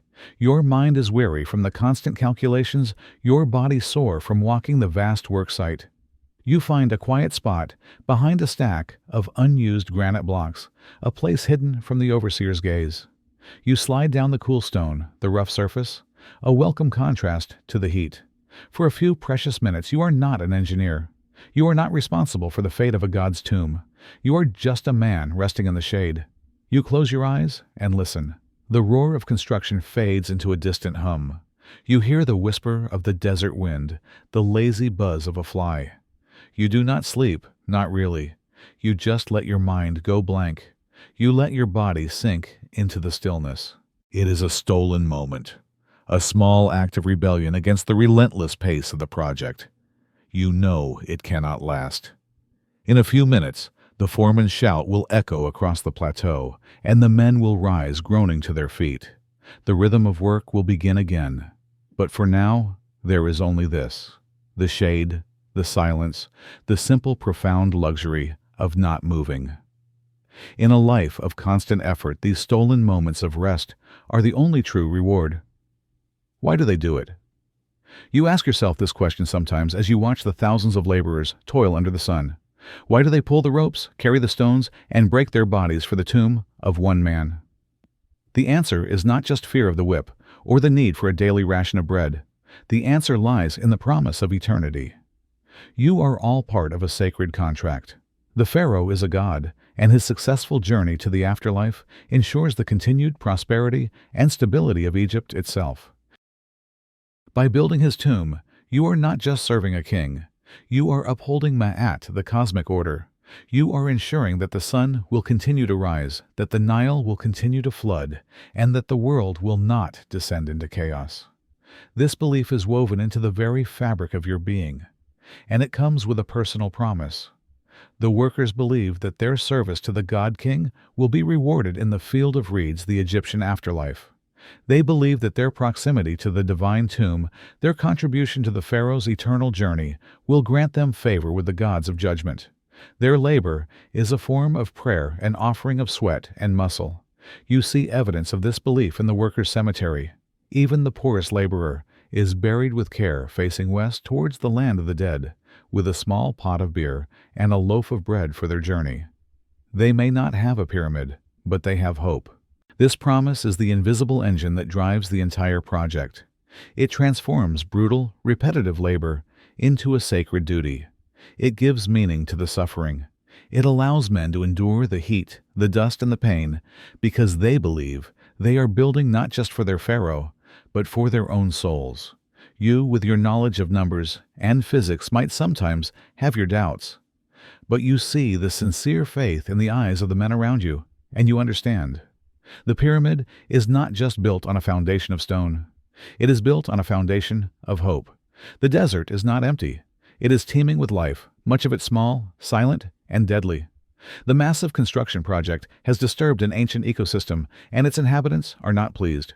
Scorpions and snakes are a constant unseen threat, a danger that lurks in the shadows of the stones and the coolness of the storage huts. You learn to be vigilant. You never reach into a dark crevice without first probing it with a stick. You shake out your sandals before putting them on in the morning. You walk with a careful, watchful eye scanning the ground for the telltale slither of a snake or the raised tail of a scorpion. The workers who often sleep on the ground are the most vulnerable. A man might roll over in his sleep and press against a scorpion hiding in his reed mat. The sting is agonizing, the venom potent. The medical priests do what they can. They have remedies poultices made from herbs and minerals and incantations to ward off the poison. Sometimes they work. Often they do not. You have seen strong men die in hours, their bodies convulsing, their breath coming in ragged gasps, all from a creature no bigger than your thumb. The desert cobra, with its iconic hood and lethal venom, is the most feared of all. It is a symbol of royalty and divine power, but it is also a very real threat. They are sometimes found seeking shade amidst the stacks of limestone blocks. A work crew will suddenly cry out, scattering in panic, as the snake rears up, hissing ready to strike. Professional snake charmers, priests of the goddess Wajet, are sometimes called in to remove them, using chants and a calm, hypnotic presence to coax the serpent into a basket. These unseen dangers add another layer of stress to an already grueling existence. It is not just the falling stones or the snapping ropes you have to fear. It is the silent, venomous life that shares this desert with you. Every shadow could hold a threat. Every pile of rocks could be a hiding place. You are not just building a monument. You are surviving in a hostile land. The day has come. The pharaoh's mummified body, encased in a nest of golden sarcophagi, has been brought to the pyramid. The funeral procession was a river of white linen incense and solemn chanting. The rituals are complete. The priests have performed the opening of the mouth ceremony, magically restoring the senses to the dead king for his journey in the afterlife. Now it is time to seal the tomb. Forever. This is the final act of your long project, and it is shrouded in secrecy and a sense of grim finality. You and a small trusted team of masons and laborers are the only ones permitted inside. You descend for the last time into the cool, silent darkness of the pyramid. The air is thick with the scent of myrrh and the weight of eternity. You make your way to the king's chamber. The sarcophagus is in place. The priests have departed. Your task is to set the final defenses. You give the signal. The men at the top of the grand gallery, using massive levers, release the portcullis blocks. You hear a low, deep rumble that shakes the very stones around you. One by one, the massive granite plugs slide down the ascending corridor, sealing the pathway to the burial chamber with a final booming thud. The sound is absolute, irreversible. Then you must seal the entrance from the inside. The workers who helped with the final portcullis blocks are led out through a secret escape shaft, a crude vertical tunnel that was dug for this very purpose. You are among the last to leave. As you climb the rough-hewn shaft, you do not look back. You can feel the silence of the sealed tomb behind you, a silence that will now last for thousands of years. When you emerge into the blinding sunlight, the main entrance to the pyramid is already being covered with the final casing stones, their surfaces polished to be indistinguishable from the rest. The pyramid is now a seamless, impenetrable mountain of stone. Its secrets are locked within. A sense of profound emptiness washes over you. The work of a lifetime, a monument that has consumed you for decades, is now closed to you. You are a stranger to the very thing you created. The project is over. The workers have dispersed, returning to their villages along the Nile. The great worksite at Giza has fallen silent for the first time in a generation. The workers' village is slowly being reclaimed by the sand. You stand on a distant dune, looking back at the three great pyramids now complete, standing against the horizon. They seem unreal, impossible. They are not buildings. They are geography. They are perfect geometric mountains that seem to have been placed there by the gods, not built by the hands of men. It is hard to believe that you were once inside them, that you calculated their angles, that you oversaw the placement of every stone. From this distance you cannot see the sweat, the blood, the dust. You cannot hear the cries of the injured or the shouts of the foreman. All the chaos, all the struggle has been absorbed into a silent, majestic perfection. You feel a strange mixture of pride and melancholy. You have been part of something that will outlast empires, that will be wondered at by generations you cannot even imagine. Your life has had a purpose, a grand cosmic purpose. And yet, you are anonymous. Your name is already fading like a footprint in the sand. Will anyone in the future remember the engineers, the masons, the thousands of laborers? Or will they only remember the name of the king who lies sleeping inside you do not know? You turn your back on the pyramids and begin the long walk home. You are no longer an engineer of the gods. You are just a man walking into the sunset, your shadow stretching long behind you on the sand. You have built a staircase to the stars for your king. Now you must find your own way through the twilight. So after all this, the sweat, the strained ropes, the cosmic mathematics, the sheer human grind, there are still those who look at the Great Pyramid and say, it must have been aliens. It's a tempting idea, isn't it, that some advanced civilization from the stars descended in shimmering ships, levitated the stones with anti-gravity beams, and left behind a perfect monument as a cosmic calling card. It's a story that absolves us of the messy, brutal truth. It's cleaner, simpler, and it requires nothing of our ancestors but to stand by and watch. But it's also an insult. It's an insult to the intelligence, the resilience, and the back-breaking labor of the very people who achieved the impossible. The evidence for human ingenuity is everywhere, written in the stone itself. We see the tool marks from copper chisels. We find the remnants of the workers' villages, complete with bakeries that fed thousands. We have the papyrus scrolls like the Diary of Merer, a mid-level official who recorded the daily transportation of limestone blocks to Giza. The Egyptians were not primitive. They were master astronomers, mathematicians, and engineers. They understood leverage. They understood logistics. They knew how to organize a workforce on a scale that is staggering even by modern standards. To attribute their greatest achievement to extraterrestrials is to erase their genius. It's to say that humans without advanced technology are incapable of greatness. The pyramid wasn't built with laser beams. It was built with dolerite pounders, water-swollen wedges, and the straining muscles of 100,000 men. The mystery of the pyramids isn't that we can't explain how they were built. The mystery is that we have a hard time believing that we as humans were ever capable of such a feat. Perhaps the most persistent myth of all, one reinforced by Hollywood epics and biblical tales, is that the pyramids were built by a vast army of enslaved people whipped and driven under the brutal Egyptian sun. It's a powerful image, thousands of chained souls toiling under the lash of cruel overseers. It's also almost entirely false. The builders of the pyramids were not slaves. They were Egyptian citizens. Most were farmers conscripted into service during the Akhet, the season of inundation when the Nile flooded their fields and agricultural work was impossible. This system of national labor, or corvée, was a form of taxation. You paid your dues to the state, not with coin, but with your time and your strength. In return, you were housed, clothed, and fed. You were given daily rations of bread, beer, and fish. You were housed in organized villages, and you received medical care, rudimentary as it was, for on-the-job injuries. Archaeological evidence from the Giza Plateau confirms this. Excavations of the workers' village have revealed a well-organized community with bakeries capable of producing thousands of loaves a day, barracks for housing, and a cemetery. The skeletons found in this cemetery show signs of hard labor, arthritis-fused vertebrae, and healed fractures, but they were buried with honor, often with the tools of their trade, a sign of respect, not bondage. They were even buried near the sacred tombs of the kings they served. This wasn't a life of ease. The work was brutal, dangerous, and compulsory. But these were not the captive people of a foreign land. They were Egyptians building a monument for their Egyptian god-king. They believed their work was a sacred duty, one that contributed to the cosmic order. And perhaps, even secured their own place in the afterlife. The pyramids were not built by the despair of slaves. They were built by the organized, state-mandated, and deeply ingrained labor of a nation's own people.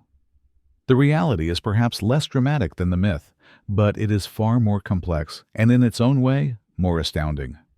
We look at the pyramids today and see geometric perfection.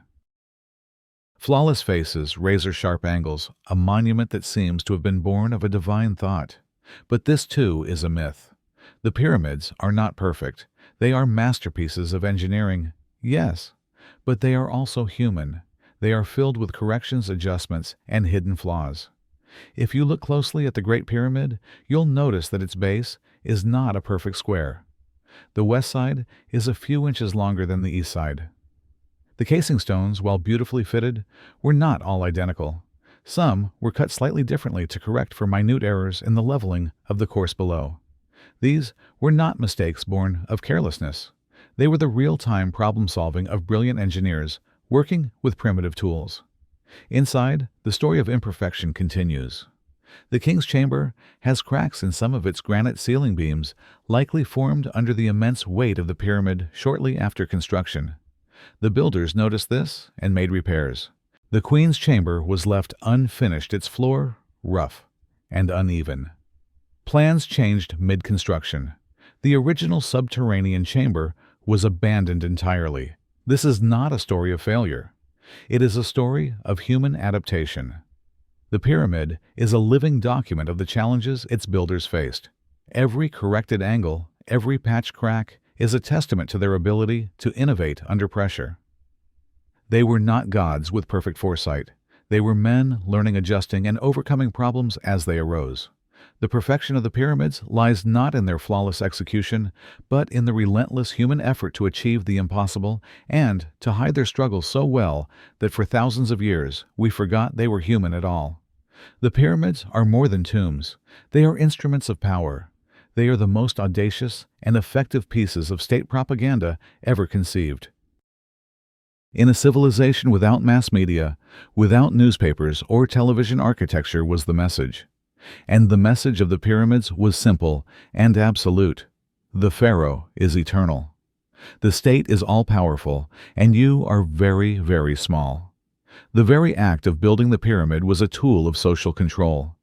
The corvée labor system took thousands of young men away from their villages during the idle season of the flood. It kept them busy, organized into state-run crews dependent on state-provided rations. It prevented idleness, and idleness, as any ruler knows, can lead to unrest. The project unified the nation not through shared ideals but through shared labor directed towards a single divine purpose. The pyramid's sheer scale was meant to awe and intimidate not just foreign visitors, but the Egyptian people themselves. As a farmer, you would look up from your fields and see this man-made mountain on the horizon. It was a constant, inescapable reminder of the Pharaoh's power, a power that could literally move mountains. It reinforced your place in the cosmic and social hierarchy. The gods were in the heavens, the Pharaoh was on his throne, and you were on the earth serving both. The resources required for the project, the stone, the food, the labor, were all controlled by the state. The pyramid was a massive economic engine that centralized wealth and power in the hands of the king and his bureaucracy. It was a physical manifestation of the state's ability to command and organize every aspect of life. The pyramids were not just built for the dead. They were built to control the living. They are monuments to a system of power so complete, so perfectly realized, that its symbols still command our reverence today. We stand in awe of the pyramids, and rightfully so. They are a wonder of the world, a testament to what humanity can achieve. But we must also remember the cost. The price of this eternity was paid in human lives, in broken bodies, and in generations of relentless, unrewarded labor. For every perfectly placed stone there was a man who strained his back, a rope that snapped, a life cut short by a fall or a fever. The skeletons in the workers' cemetery tell the story. Compressed spines from carrying heavy loads, high rates of arthritis, and fractures that healed poorly, if at all. These were the men who paid for the Pharaoh's smooth journey to the afterlife with their own painful, shortened lives. The project consumed the resources of a nation for decades. The grain that could have been stored for a famine was used to feed the workforce. The timber that could have built homes was used for sleds and levers. The copper that could have made tools for farmers was constantly being melted down and reforged for the chisels of the masons. It was an investment in death on a scale that is almost unimaginable. And what of the families left behind? The wives who ran their households alone for months on end? The children who grew up seeing their fathers only during the planting and harvest seasons? The social fabric of the nation was stretched to its limit, all in service of a single man's immortality. The pyramids are a symbol of human ingenuity, but they are also a symbol of profound inequality. They represent a system where the life of a king was deemed infinitely more valuable than the lives of the thousands who built his tomb. As we gaze at their majestic beauty, it is easy to forget the small individual lives that were consumed in their creation. The pyramids are a wonder, yes, but they are a wonder built on a foundation of sacrifice, a silent mountain of human effort, pain, and loss. And that, too, is a part of their legacy. The sun sets on the Giza Plateau. It casts long shadows from the mountains of stone that now stand silent against the desert sky. The Great Pyramid is finished. Its white limestone casing gleams in the fading light, a beacon of perfection, a staircase for a god. But the sounds of its creation, the rhythmic chanting of the pullers, the sharp crack of the foreman's whip, the endless grinding of stone on stone, have faded into silence. The thousands of men who gave their sweat, their strength, and sometimes their lives to this monument have returned to their villages or to the dust from which they came. Their names are not carved into the walls. Their faces are not immortalized in statues. They are the invisible architects of eternity, their legacy a colossal anonymous whisper against the sand. This monument was never a celebration of them. It was a testament to the power of one man, the Pharaoh, a god on earth whose journey to the stars was paved with the bones and labor of his people. The precision of the pyramid isn't just a marvel of engineering. It's a terrifying display of absolute control. Every block was a command. Every perfectly aligned corridor, a statement of divine right. For the men who built it, it was not a choice. It was duty enforced by a system that saw them as a resource as expendable as the copper chisels that wore down against the granite. The echoes of their work remain not in cheers or songs of praise, but in the silent, oppressive weight of the stones they moved. A weight that has stood for over 4,000 years. And so, we are left with a question that hangs in the desert air. If you were there, one of the engineers who dedicated your life to this impossible task, would you have felt pride? Would you have looked at the finished peak, touching the sky, and felt a sense of divine accomplishment? Or would you have only felt the ache in your back, the phantom grit of sand in your teeth, and the knowledge that you were just a single, unnamed gear in a machine built for a king you would never meet? Would the glory of the gods have been enough to soothe the pain of your own small, forgotten life? Today, we stand where you once stood, and we are still in awe. We come with our cameras, our tour guides, our scientific instruments, and we still can't fully comprehend it. The pyramids challenge our sense of what is possible. They are a monument, not just to a pharaoh, but to human potential itself, our capacity for incredible ingenuity, for breathtaking organization, and for enduring hardship in the name of something bigger than ourselves. The legacy of those nameless engineers is not lost. It lives in our wonder. It lives in the questions we still ask. But you are not there anymore. You are not measuring stone under a punishing sun or trying to sleep through the sounds of a crowded workers' village. You are here, in your room. The only weight upon you is the gentle weight of your blanket.